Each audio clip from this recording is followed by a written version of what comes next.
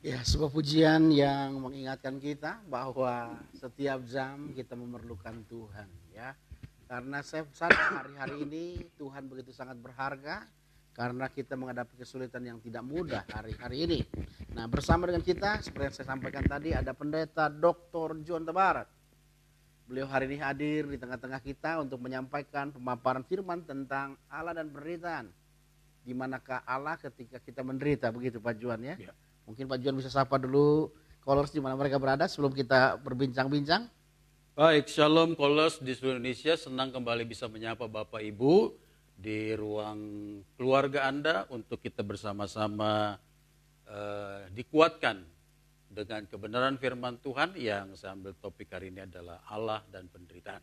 Iya, selama ini Pak Juan kita terkonsep secara konseptual bahwa Allah itu baik dan selalu berbuat baik sehingga siapa yang mencari Allah dia mendapatkan segala sesuatu apa yang dia butuhkan dia perlukan.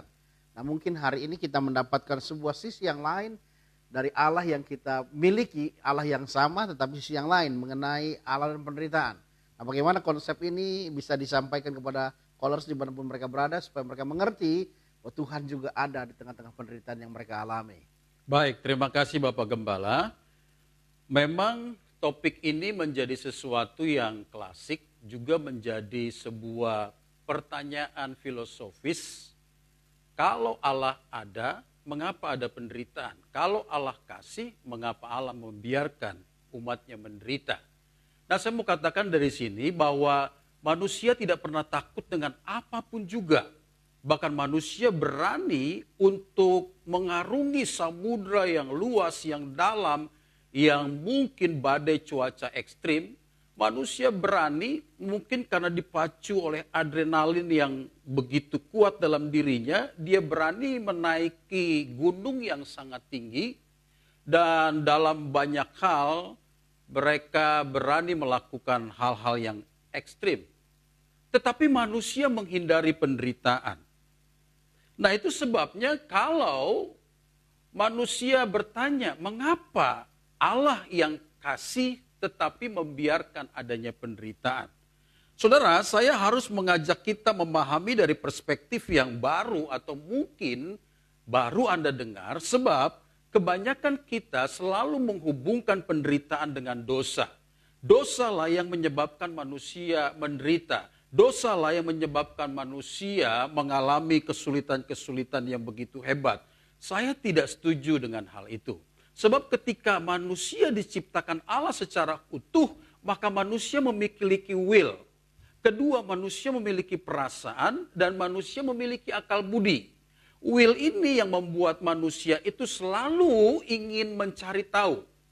Dan saya harus katakan begini, keinginan itu juga menjadi sebuah daya bagi manusia untuk mencipta, meng-create. Keinginan juga membuat manusia untuk melakukan perkara-perkara yang hebat, tetapi keinginan juga sekaligus bisa membuat manusia itu jatuh ke dalam berbagai-bagai kesulitan. Nah kalau kita melihat dalam ajaran dari agama atau kepercayaan yang lain, bahwa keinginan itu sumber dari segala kesulitan. Itu sebabnya dalam Buddhisme mereka mencoba mematikan keinginan, sebab dengan hilangnya keinginan maka hilang juga penderitaan. Itu konsep mereka. Nah kalau kita melihat dalam pandangan beberapa filsuf seperti Georgias mengatakan begini, justru keinginan itulah yang membuat manusia berbahagia. Maka segala upaya, segala tenaga dan segala kemampuan harus dilakukan untuk bisa mencapai keinginan, sebab keinginan akan membuat manusia berbahagia.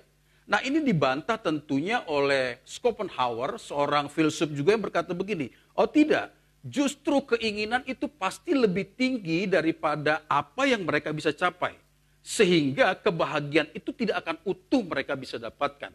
Nah ada pandangan-pandangan para filsuf yang akhirnya mengatakan bahwa keinginan-keinginan itu tidak memberikan kebahagiaan. Nah saudara sekalian dikasih oleh Tuhan, saya mau katakan begini, penderitaan itu bukan disebabkan oleh dosa. Sebab kalau manusia tidak berdosa pun, penderitaan itu pasti ada. Karena ada keinginan itu. Contoh begini, manusia ketika dikatakan jangan makan buah itu, keinginan tahu itu, keinginan dia melihat dan mungkin mengetahui apakah itu betul dilarang atau itu tidak baik, maka mendorong Hawa untuk menghampiri, memetik, memakan dan memberikan kepada pasangannya. Jatuh ke dalam berbagai-bagai kesulitan. Nah, saya katakan sekali lagi,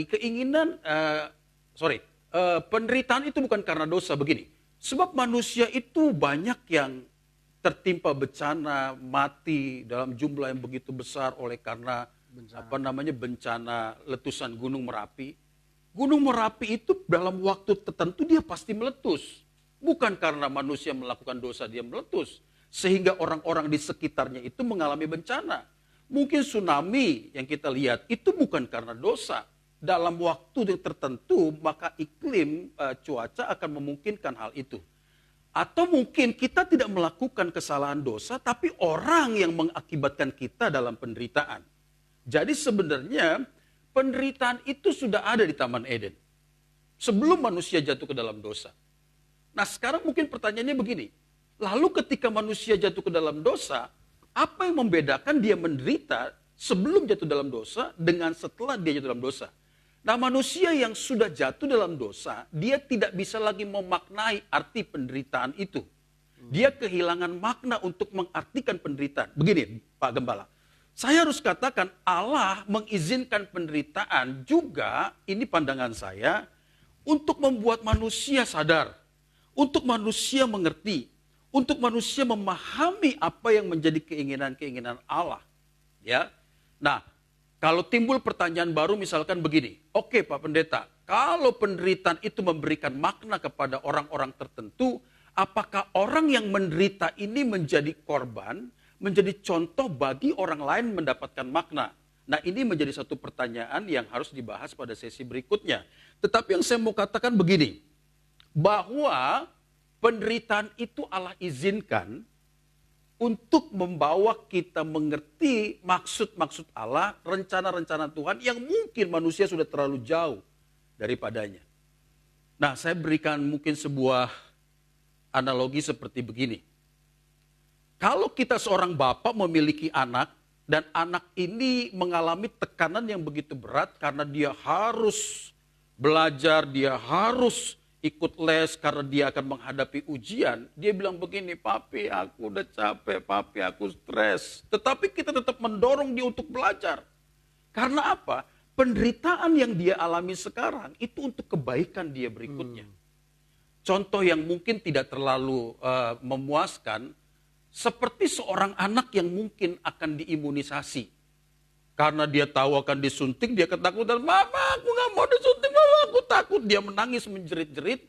Tentu kita juga mengalami penderitaan dalam tanda petik. Sama seperti yang anak itu alami. Imunisasi itu ya? Ya. Atau kalau anak itu mau disunat ya, lebih gampangnya lah. Waduh dia bayangkan akan dipotong nanti sakit dan sebagainya. Dia menjerit, gak mau aku takut, aku takut. Tapi kita yang ikut merasakan penderitaan anak itu, jeritan anak itu, membiarkan itu tetap terjadi. Karena apa? Karena setelah itu ada sesuatu yang lebih baik yang akan dialaminya. Nah kira-kira seperti itu. Jadi menurut saya penderitaan itu adalah cara Tuhan juga untuk membentuk, membawa kita kepada hal-hal yang mungkin sudah terlalu jauh kita melangkah dari apa yang dikehendaki Tuhan. Nah itu sebabnya Bapak Ibu yang dikasih Tuhan, mungkin pertanyaan yang tadi Pak Gembala katakan, di mana Allah ketika kita menderita? Allah di situ. Maksudnya? Maksudnya di situ di mana? Di situ seperti Anda yang tahu di mana dia ada Allah. Tidak berubah berarti ya? Tidak berubah. Saya tidak akan menjelaskan Allah di surga dan sebagainya. Nanti pertanyaannya surganya mana, di atas, di bawah dan sebagainya. Kita nggak mau terjebak pada itu lagi. Mungkin itu pada sesi berikutnya. Tapi saya katakan Allah di situ. Di situ di mana? Seperti yang Anda tahu. Tetapi yang jelas Allah turut menderita dengan penderitaan kita. Pasti. Ya tentu penderitaan Allah berbeda dengan penderitaan kita. Yang jelas Allah pasti turut menderita karena kita adalah umat yang sangat dikasihinya. Ya, Allah turut menderita. Nah, itu bagian pertama yang saya mau menjelaskan tentang penderitaan. ya tentang penderitaan. Tapi jangan sampai berpikir bahwa loh, memangnya kita nggak boleh punya keinginan, karena keinginan itu kan sesuatu yang manusiawi yang mendorong kita bisa untuk melakukan hal-hal yang hebat, betul. Tetapi keinginan itu haruslah tetap sesuai dengan apa yang menjadi kehendak dan rencana Allah supaya kita tidak terjebak dan jatuh ke dalam berbagai-bagai kesulitan. Nah, ini bagian pertama kalau kita melihat penderitaan Ayub. Kalau kita selalu berbicara tentang penderitaan, pasti kita menghubungkan dengan Ayub. Sebab Ayub ini adalah seorang yang menderita yang mungkin tidak banyak manusia mengalami penderitaan seperti itu. Yang kalau saya baca mulai ayat yang ke-7 sampai dengan ayatnya yang ke-10 berbunyi demikian. Setelah ayat-ayat sebelumnya ada percakapan tentang Allah dan iblis, kemudian ayat 7 berkata begini. Kemudian iblis pergi dari hadapan Tuhan, lalu ditimpanya Ayub dengan bara yang busuk dari telapak kakinya sampai ke batu kepalanya. Lalu Ayub mengambil sekeping beling untuk menggaruk-garuk badannya sambil duduk di tengah-tengah abu. Maka berkatalah istrinya kepadanya, masih bertekunkah engkau dalam kesalehanmu, kutukilah Allahmu dan matilah engkau. Jadi orang terdekatnya, orang yang sangat-sangat mengasihinya, istrinya sendiri pun sebenarnya harusnya menguatkan, tapi dia bilang terkutuklah, kutukilah Allahmu dan matilah engkau. Tetapi apa yang Ayub katakan dalam keadaan penderitaan yang teramat hebat itu, dia berkata begini, engkau berbicara seperti perempuan gila. Apakah kita mau menerima yang baik dari Allah tetapi tidak mau menerima yang buruk? Dalam kesemuanya itu, Ayub tidak berbuat dosa dengan bibirnya. Jadi Ayub melihat penderitaan itu sebagai sesuatu yang justru membuat dia itu mengenal Allah lebih dalam lagi. Di ayat-ayat selanjutnya berkata begini, dulu aku mengenal engkau, katanya. Dulu aku mengenal engkau oleh karena mungkin cerita orang lain dan sebagainya. Tetapi lewat penderitaan ini, Alkitab berkata apa? Sekarang mataku sendiri melihat Allah. Amin. Jadi penderitaan itu bisa Tuhan pakai sebagai cara dia untuk membawa kita kembali kepada cinta kita, kepada pengenalan kita, kepada jalan-jalan kita. Nah, pada bagian yang kedua saya akan bacakan, ini berbicara tentang sikap kita terhadap penderitaan sesama. Nah, saya baca begini.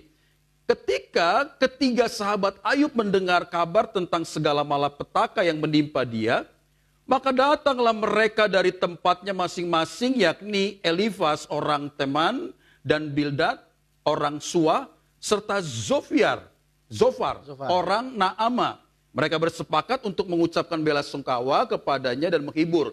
Jadi kedatangan mereka sebenarnya ingin menghibur, mengucapkan kata-kata yang menguatkan. Tetapi perhatikan di ayat yang ke-12, ini harus menjadi sikap kita terhadap penderitaan sesama. Ketika mereka memandang dari jauh, mereka tidak mengenalnya lagi. Jadi oleh karena boroknya, oleh karena mungkin Ayub tidak dilihat seperti yang mereka kenal, lalu menangislah mereka dengan suara nyaring. Jadi dia sangat bersimpati sekali. Histeris ya. Sangat. Nah, mereka mengoyak jubahnya dan menaburkan debu di kepalanya terhadap langit.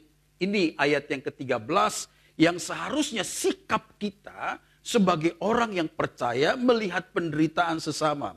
Lalu mereka duduk bersama-sama dia di tanah selama 7 hari 7 malam. Jadi sahabat-sahabat Ayub ini gak ngomong apa-apa, gak bilang begini, bro, gue turut bersimpati, berempati. Aku mengerti segala kesulitan penderitaanmu, tetap kuat ya bro.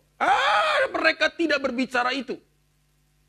Mereka justru duduk bersama-sama dengan Ayub. Dalam empati mereka 7 hari 7 malam ikut ada dalam penderitaan Ayub dan tidak berbicara satu kata-kata pun. Ini dia hebatnya. Dan seorang pun tidak mengucapkan sepatah kata kepadanya karena mereka melihat bahwa sangat beratlah penderitaannya. Awalnya mereka mau datang mengucapkan kata-kata penguatan, kata-kata yang menghibur, tetapi melihat keadaan Ayub yang begitu amat menderita, mereka duduk selama 7 hari 7 malam, tidak bicara. Nah, kebanyakan kita ini kalau melihat orang menderita, dengan begitu bangganya seakan-akan kita lebih kuat dari mereka dan berkata, tenanglah, Tuhan pasti menolong engkau. Tetaplah kuat, Tuhan pasti memberikan jalan keluar. Nah, inilah yang hari Minggu kemarin saya katakan, inilah penghibur-penghibur sialan. Mengapa saya katakan begitu? Karena mereka sebenarnya nggak tahu apa yang menjadi penderitaan kita. Mereka nggak tahu betul-betul apa yang menjadi tangisan dan jeritan kita. Lalu dengan mudah katakan tetaplah kuat dan bersemangat. Kau sialan. Mengapa begitu Bapak Ibu? Seharusnya kita duduk dan kita mendalami, mengamati, mengerti tentang penderitaan orang itu. Barulah kita bisa bertindak dan melakukan sesuatu yang memang dibutuhkan orang yang menderita itu. Nah Bapak Ibu yang dikasih Tuhan, dalam situasi seperti sekarang menghadapi pandemi COVID-19 ini, semua kita ada dalam keadaan yang sangat tertekan. Saya beberapa kali berbicara dengan teman-teman, kalau situasi ini masih berjalan sampai 2-3 bulan, kita amsyong keropos di dalam. Dan kemungkinan kita tidak bisa bertahan. Nah saya selalu berkata begini, baiklah kita orang-orang yang diberkati Tuhan, yang mungkin punya berkat yang lebih daripada yang lain. Ini saatnya kita harus berempati dengan mereka. Sebab kata-kata tidak cukup. Kita harus bisa duduk memahami penderitaan mereka dan bukan itu. Kita harus melakukan sesuatu bagi meringankan penderitaan mereka. Saya pasti akan melihat Anda-anda yang tidak peduli dengan keadaan ini, saatnya Anda pun pasti akan terkena.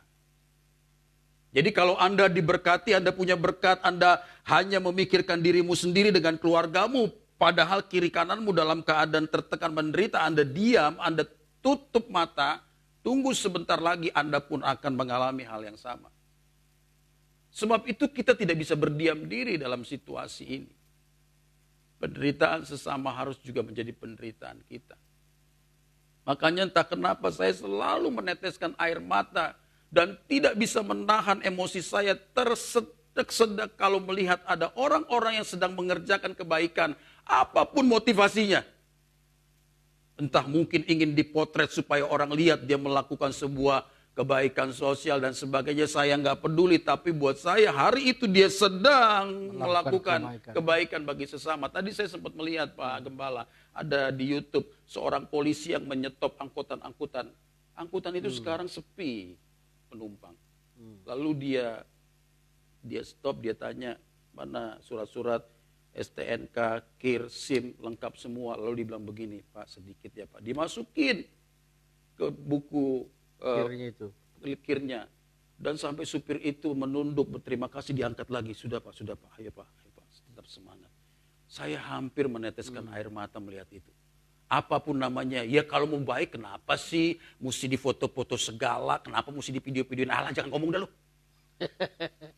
Pokoknya semua tindakan kebaikan hari ini dibutuhkan. Gak usah bilang-bilang kayak begitu. Tangan kiri memberi, tangan kanan gak usah. Tangan dua-duanya memberi, orang tahu gak apa-apa. Yang penting kita harus lakukan tindakan kebaikan. Supaya kita bisa meringankan penderitaan sesama. Mungkin itu dulu Pak Gembala. Iya, luar biasa hari ini kita mendapatkan sebuah pencerahan yang luar biasa ya. Karena ternyata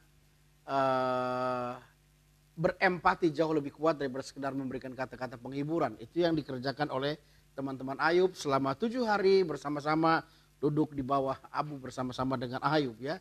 Dan hari ini Pak Juan katakan hari ini tidak peduli untuk motivasi apa kebaikanmu, yang penting kau berbuat baik hari ini. Karena hari ini kita defisit kebaikan. Orang mulai berpikir untuk kepentingan diri sendiri, tetapi hari ini kita butuh orang-orang yang mau berbuat baik bagi kerajaan Allah. Oleh sebab itu maka saya percaya hari ini anak-anak Tuhan, Kolers dimanapun berada, lakukanlah hal yang baik sebatas mana yang kau mampu bisa kerjakan. Jangan menanti dulu engkau mampu untuk melakukan kebaikan. Sebab saya percaya yang namanya kebaikan adalah bekal atau modal yang Tuhan beri dalam kehidupan setiap kita. Jadi hari ini di tengah-tengah penderitaan adanya Tuhan membuat kita mengenali Tuhan dengan lebih akurat seperti Ayub ya. Oleh sebab itu maka hari ini jangan biarkan penderitaan itu berlalu dengan sia-sia tanpa engkau mengenal Allah yang luar biasa.